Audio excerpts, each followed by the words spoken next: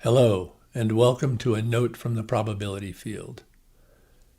I pledge allegiance to the flag of the United States of America, and to the republic for which it stands, one nation, under God, indivisible, with liberty and justice for all. I remember saying that every morning in school as a kid. We would come in, stand up next to our desks, put our hands over our hearts, and recite the Pledge of Allegiance. The pledge has a pretty interesting history. The first version appeared in around 1887, and there were a number of versions, of course, after that, till it evolved into the pledge that we have today. But it was never without controversy, and there were multiple lawsuits, some of which were actually pursued all the way to the Supreme Court. But we're not here to talk about that. What I want to talk about is the apparent confusion as to whether the United States is a republic, as cited in the pledge, or is it a democracy? And just what does that mean for us and the governance of the country? For a while now, we've been hearing this confusion generally expressed in the Republican responses to comments by President Biden or the January 6th committee referencing threats to democracy in the United States and around the world. But it really started a while back, and it was being vocalized by the beginning of the 2020 election cycle. And now we've been hearing it along with and in the 22 midterm campaigning. Usually it's cited in a somewhat dismissive way like, the United States is really not a democracy. It's a republic. So while it may seem like a simple semantic confusion, it most obviously is not. And though no real explanation is usually given, there is certainly calculation behind that statement. But before we go there, let's first be clear on what a republic and a democracy are, and just what type of governing structure we do have in the United States. Democracy is defined as government by the people. The supreme governing power is vested in the people and is exercised by them directly or by their elected agents. Hence, there are two types of democracy. Direct democracy, where all eligible citizens vote on all the business of government. And then you have representative democracy, where voters choose agents to represent their point of view in the processes of governing, and those agents vote accordingly. Democracy is achieved by conducting free elections in which eligible people or their representatives vote on issues and legislation with the majority carrying the decision. In a direct democracy, everyone votes on everything. But as this form does not scale well in such a large population as in the United States, we have a representative democracy. A republic is defined as a state in which the supreme governing power is vested in a body of citizens entitled to vote and is exercised by representatives chosen directly or indirectly by those people. A defining feature is that the leader of the government is an elected or installed president, not a hereditary monarch. So the U.S. combines elements of both democracy and a republic, with the power of governance resting in the people and exercised through electoral representation, and with an elected head of state, which is a president.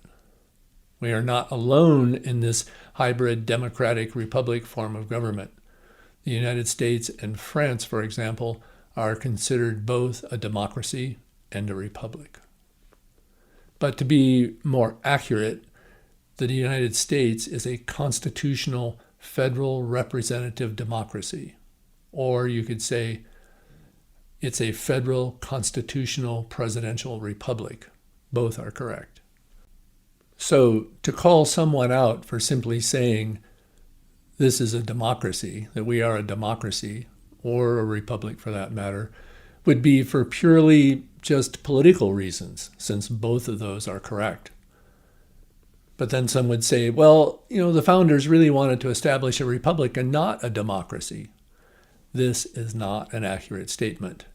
What the founders wanted was, and I quote, a mixed republic comprised of a union of states, which is federalism, each with a republican government ruled by elected officials and laws, bound by federal and state constitutions in which democratic values and principles were ensured.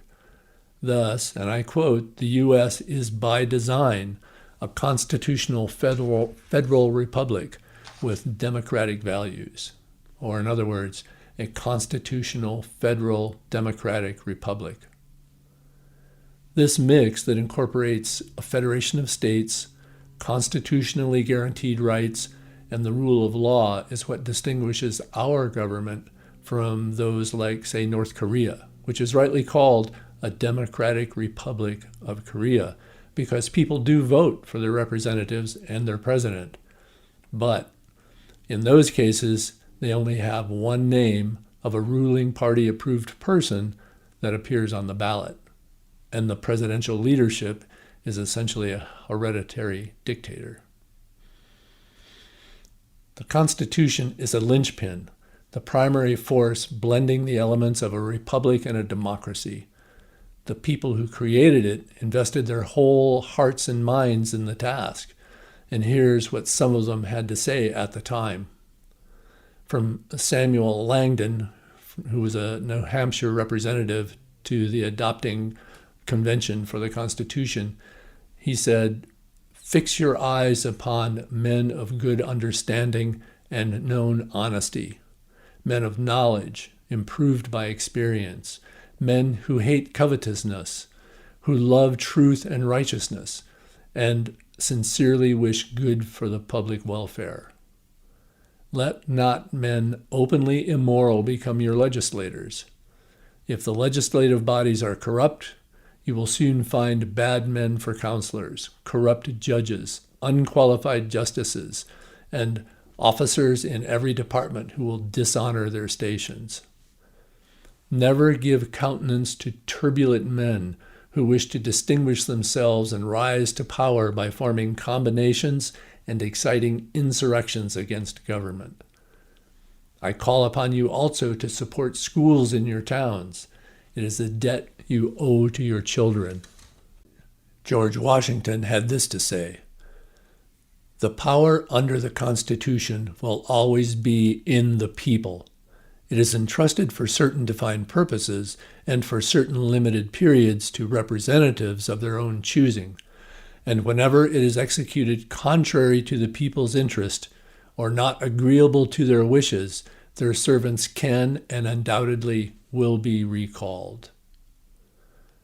And then Daniel Webster gave us this: "It is hardly too strong to say that the Constitution was made to guard the people against the dangers of good intentions. There are men in all ages who mean to govern well, but they mean to govern. They promise to be kind masters, but they mean to be masters. They think there need be little restraint upon themselves. The love of power may sink too deep into their own hearts. Hold on, my friends, to the Constitution and to the Republic for which it stands.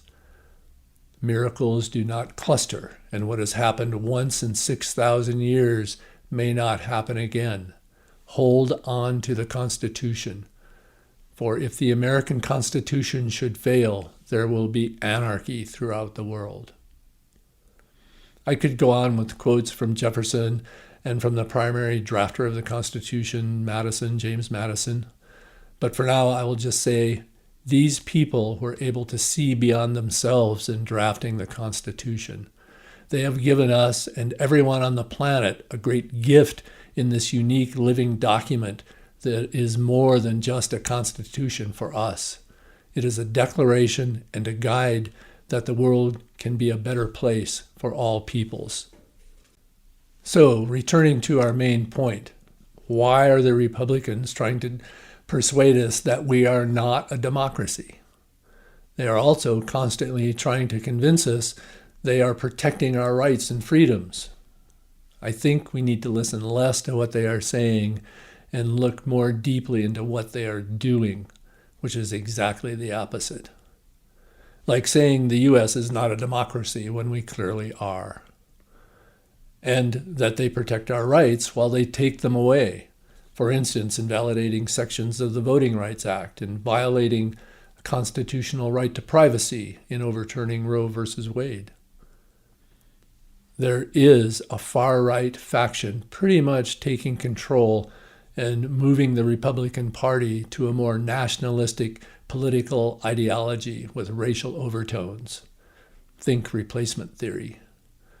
This ideology puts the individual, meaning you and your rights, second to the state. Republican candidates campaign on protecting your rights, but block all humanitarian legislation and push forward bills to sunset and privatize Social Security and Medicare and Medicaid, putting retirement income and health care for millions of people at risk. We have seen also that they packed the Supreme Court with politically and religiously biased justices who are trampling the Constitution, and who now, having set a precedent of disrespect for the Bill of Rights with the Roe and the voting rights rulings, have basically stated they plan to do it again. Consideration of lifting more protections for voting rights and reevaluating marriage and gender equality are the early targets. It's not likely they're going to stop there either, unless we stop them. Remember, justices can and have been impeached by the people, and we are the people. They also want to centralize government control around an autocratic, dictatorial style of leadership. Think refusing to accept the legitimate election results or the peaceful transfer of power. They want regimented economic and social control. Think anti-union, critical race theory, gender equity. And they want to do that with forcible suppression of opposition.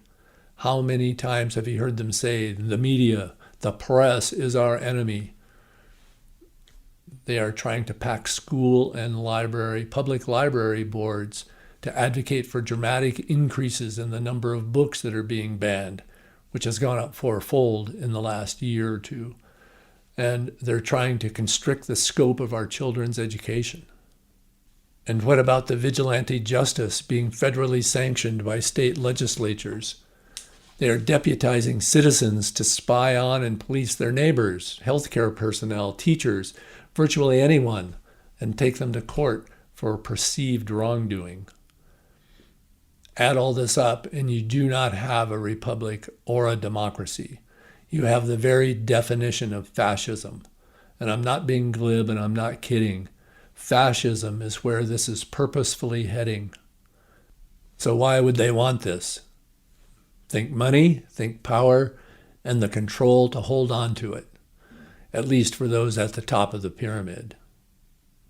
You know, if you're a person that really wants autocratic government, then why don't you just move to Russia or China or North Korea? I'm sure they'd be happy to have you. So please go and just leave us poor human rights-minded liberals to muddle along in our messy democratic republic. The secular humanist, so-called academic elites with a liberal agenda, also sometimes known as Democrats and independents, are not the ones you need to fear running our government. It's the hard-right, pseudo-religious, power and control-addicted, ultra-rich elites that are funding and driving the extreme conservative agenda and their willing Republican lackeys and toadies that you need to worry about. Paraphrasing Montesquieu's Spirit of Laws, a democratic republic, a mixed government that is both Republican and democratic, must uphold the virtues of both a democracy and a republic.